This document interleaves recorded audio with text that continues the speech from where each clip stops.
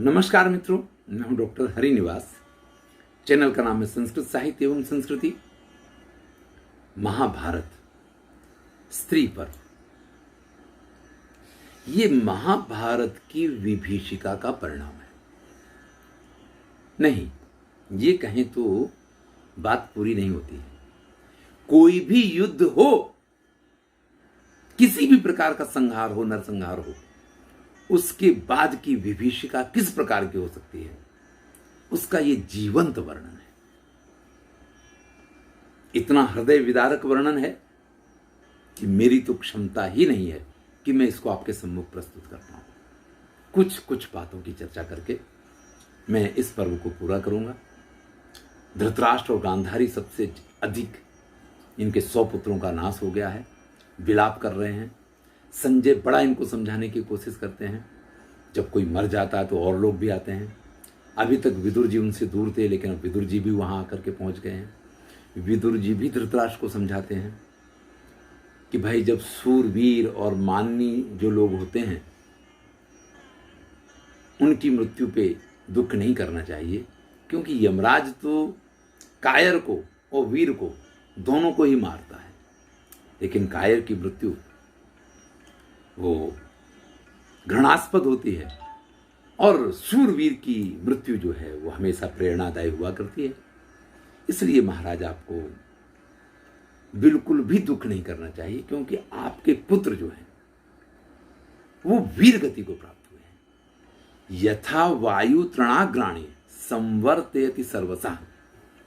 भाई, ये काल का ऐसा क्रम है कि जैसे वायु जो है ना, हवा में तिनकों को सब ओर उड़ा ले जाती है, उसी प्रकार से काल के अधीन होने के बाद व्यक्ति अपना कोई निर्णय नहीं कर सकता है। यहां तो वही होता है जो काल चाहता है। कथानक है कि जैसी जाकी भवितव्यता तैसी मिले सहाय, आप न आवे ताहि पही ताहि तहां ले जाए।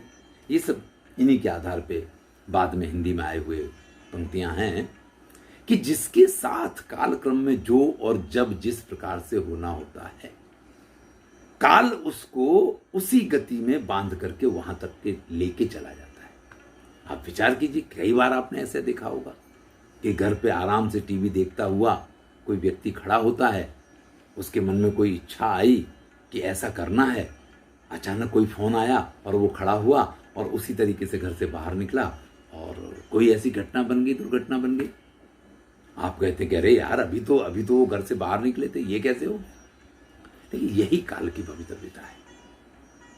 फिर विदुर समझाते हुए कहते हैं, प्रमाणम यदि शास्त्राणि गतास्ते परमां गतिम्। अगर आप शास्त्रों को प्रमाण माने, देखिए हमारे यहां जो प्रमाण है उनमें आप्तवाक्यम शब्दः, शास्त्रों में जो बात कही गई उसको शब्द प्रमाण माना गया है कि उसमें जो भी लिखा है वो सत्य है। और अगर आप शास्त्रों को प्रमाण मानते हैं तो आपके जो भी पुत्र हैं वो परम गति को प्राप्त हुए हैं। और महाराज, मृत्यु जीवन का सत्य है। कोई भी व्यक्ति चाहे कितना भी कोशिश कर ले, लेकिन वो काल के पंजे से नहीं बच सकता है, क्योंकि काल जो है, कालस्य न प्रियः कश्चित् न द्वेष्यः कुरु सत्तम। काल के लिए कोई प्रिय नहीं है और कोई काल के लिए शत्रु नहीं है, द्वेषी नहीं है। काल के लिए कोई मध्यस्थ भी नहीं है। बस काल तो काल है, वो जब जहां जैसे चाहता है वह व्यक्ति को खींच के लेके जाता है। कालः पचति भूतानि कालः संहरते प्रजा। ये समय है, ये काल है जो सभी भूतों को, यानी जितने भी प्राणी हैं उन सब को, कहते हैं ना कि सब कुछ रुक जाता है, लेकिन घड़ी नहीं रुकती है। शायद आपके घड़ी का सेल खत्म हो जाए तो वो रुक भी जाए, लेकिन जो समय का चक्र वो चलता रहता है और वो इस प्रकार से घूमता रहता है कि आपको जब जहां जिस प्रकार से जैसे जो होना है वहां आपको लेके चला जाता है। काला सुप्तेषु जागर्ति कालो ही दुर्तिक्रमा। सोते हुए को जगा देगा, जगाते हुए को सुला देगा। भाई, इसकी गति को कोई बदल नहीं सकता है। अनित्यम यौवनम रूपम जीवितम द्रव्य संचय। इस संसार में जो लोग अपनी युवानी पे इतराते हैं उनको समझना चाहिए अनित्यम यौवन, जो अपने सौंदर्य के लिए बड़े ही खुद को ये समझते हैं कि उनके जैसा कोई नहीं है संसार में, वो भी भैया हमेशा रहने वाला नहीं है। द्रव्य, धन, संपत्ति, पद, प्रतिष्ठा, ये जितनी चीजें हैं काल के चक्र में आकर के, अरे भाई आरोग्य, धन, संपत्ति, संतति, ये कुछ भी इस प्रकार से नहीं रहने वाला है। इसलिए जो समझदार लोग होते हैं वो इन सब चीज़ों के लालच में नहीं पड़ते हैं, वो इनकी वजह से अपने जीवन को व्यर्थ नहीं करते हैं। यहाँ बहुत प्रकार से शिक्षा दी है, बहुत प्रकार से धृतराष्ट्र को समझाने की विदुर जी ने कोशिश की है। फिर शरीर की अनित्यता बताई है कि भैया ये शरीर जो है ये तो बस हमें जन्म मिला है, यथा जीर्णम अजीर्णम व वस्त्रम त्यक्त्वा तो पुरुषा, जैसे व्यक्ति पुराने, या कई बार ऐसा होता है कि व्यक्ति का कपड़ा नहीं भी फटता है फिर भी उस कपड़े का परित्याग कर दिया करता है। इसी प्रकार से कई बार वृद्ध होने के बाद व्यक्ति के शरीर का परित्याग होता है और कई बार जवानी में उसका परित्याग हो जाता है। तो इस प्रकार से शरीर की अनित्यता, गीता का जो उपदेश है वो भी दोबारा यहाँ आया है। ये पूरा संसार किस प्रकार से दुखों से भरा हुआ है और इन दुखों से छूटने का क्या उपाय है वो भी बताया है। अहो विनिकृतो लोको लोभेन च वशीकृता। देखिए इस संसार की क्या विडंबना क्या है। आप जरा इस संसार की गति को समझिए। यहाँ बताते हैं कि व्यक्ति लोभ के वशीभूत होकर के, लोभ, क्रोध, भय और उन्मत्त, इन सब चीजों के कारण ये समझता है कि वो जो है वही है, उसके अतिरिक्त संसार में कुछ है ही नहीं। वो जो कर रहा है वही सच है, वो जो सोचता है वही बुद्धि है, वो जो करता है वही कार्य है, वो जो कुछ है वही वही है। कुलीनत्वे चरमते दुष्कुलीनान विकुत्से। जो कुलीन लोग होते हैं, अरे वो देखो कैसे नीच कुल का है, हम तो बड़े श्रेष्ठ कुल के हैं, हम तो ये हैं, हम तो ब्राह्मण हैं, हम तो फलाने हैं। इस प्रकार से वो नीच कुल वालों की निंदा करेंगे। जो धनवान होगा वो निर्धन को जैसी कोई कीड़ा मकोड़ा इस प्रकार से उसके साथ व्यवहार करेगा। जो बुद्धिमान है वो मूर्खों के साथ ऐसा व्यवहार करेंगे। और यही नहीं है कि कुलीन अकुलीन के साथ करेगा, पैसे वाला गरीब के साथ करेगा, गरीब भी ऐसा व्यवहार पैसे वाले के साथ करेगा। अरे उन लोगों की बात मत करो, उनको तो पैसा चाहिए, उनको इसके अलावा और कुछ इज्जत की कुछ नहीं पड़ी हुई है। जो मूर्ख है वो पढ़े लिखों की निंदा करते हैं, पढ़े लिखे वो मूर्खों की निंदा करते हैं। मतलब हर व्यक्ति ये समझता है कि वो जहां है वो सत्य है और वही योग्य है, वही श्रेष्ठ है। सामने जो कुछ है वो तो सब कुछ बेकार है और यही उसके दुख का सबसे बड़ा कारण है। जीवन में जब तक आप ये समझते हैं कि आप जो कह रहे हैं, आप जो बोल रहे हैं, आप जो कर रहे हैं यही सत्य है, सबको इसी चीज को मानना चाहिए। सामने वाला भी तो यही मानता है और वो आपकी बात को नहीं मानता तो आप दुखी होते हैं।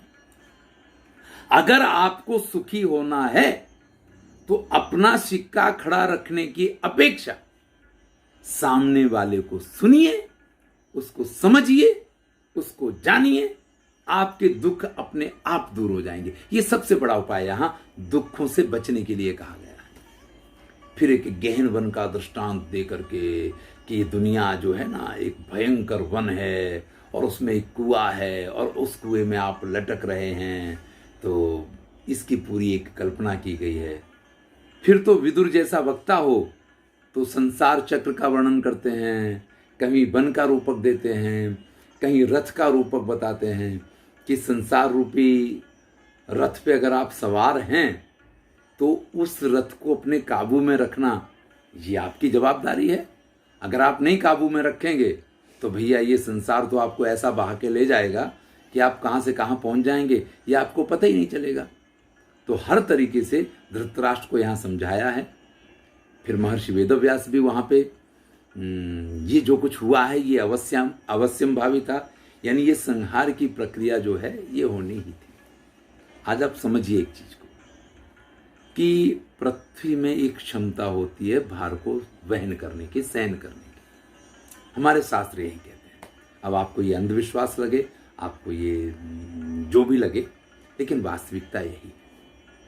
जब जब इसके ऊपर कुछ अधिक इस प्रकार की स्थितियां आ जाती हैं तब तक कुछ ना कुछ इस प्रकार का विनाश होता है कि जिसमें बहुत सारे, कभी पशुओं की, कभी प्राणियों की, कभी लोगों की बीमारियों से, महामारियों से और तरह तरह की उनसे मृत्यु होती रहती है।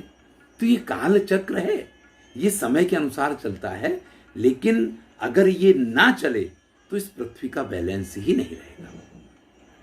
हम रोएं, हम हंसें, हम दुखी हों, हम प्रसन्न हों, लेकिन काल चक्र जो है, जो अवश्यंभावी घटनाएं हैं, जिनको होना ही है, वो तो होना ही है।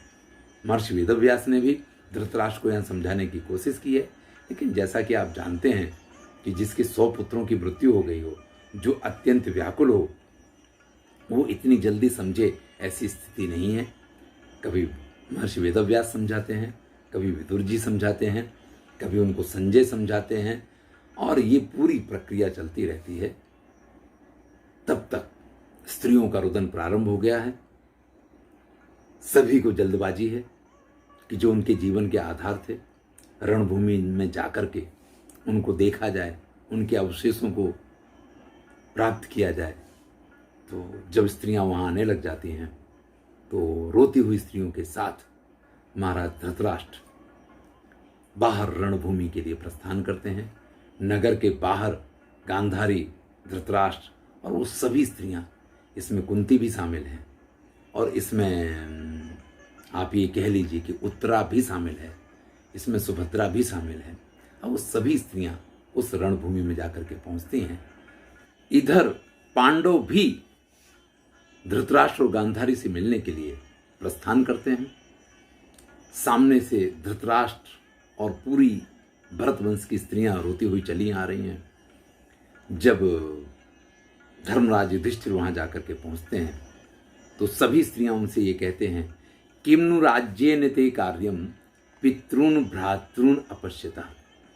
जब आपके भाई जिंदा नहीं रहे, आपके पिता तुल्य, पितामह तुल्य, गुरु तुल्य, ये जितने लोग हैं ये सभी जिंदा नहीं रहे। अरे आपका पुत्र अभिमन्यु, आपके द्रौपदी के पुत्र, इन सब को मारने के बाद अगर आज आपको इस राज्य की प्राप्ति भी हो गई है, तो हे महाराज, आप इस राज्य का क्या करोगे? इस राज्य से आपको क्या प्राप्त होने वाला है?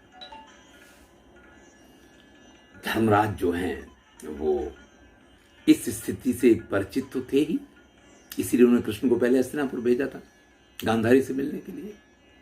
उन सभी स्थितियों का सामना करते हुए अपने पिता तुल्य धृतराष्ट्र को प्रणाम करते हैं। धृतराष्ट्र उनको अपनी छाती से लगा तो लेते हैं, लेकिन उनका मन बिल्कुल भी इस प्रकार का नहीं है। इस पूरे कथा प्रसंग को हम अगले वीडियो में सुनेंगे। मैं हूं डॉक्टर हरिनिवास और चैनल का नाम है संस्कृत साहित्य एवं संस्कृति। ये महाभारत है, स्त्री पर्व चल रहा है, 27 अध्याय हैं, लेकिन जैसे सभी विषयों का विवेचन मैंने किया है, मेरा हृदय इसका विवेचन करने की क्षमता नहीं रखता है। तो जितना हो सकेगा संक्षेप में जो महत्वपूर्ण कथाएं हैं वो आपको सुनाते हुए स्त्री पर्व को पूर्ण करूंगा, और उसके बाद आएगा शांति पर्व, जो जीवन का उपदेश है, लेकिन मुझे नहीं लगता है कि उसमें अधिक लोगों को बहुत अधिक जिसको कहें कि रुचि होती है। फिर भी अगर आप लोगों की रुचि रहेगी तो उसका वर्णन प्रारंभ करेंगे। धन्यवाद। अगर आपको अच्छा लग रहा है तो मित्रों के साथ शेयर अवश्य कीजिए। अगर आपने चैनल सब्सक्राइब नहीं किया है तो सब्सक्राइब करें।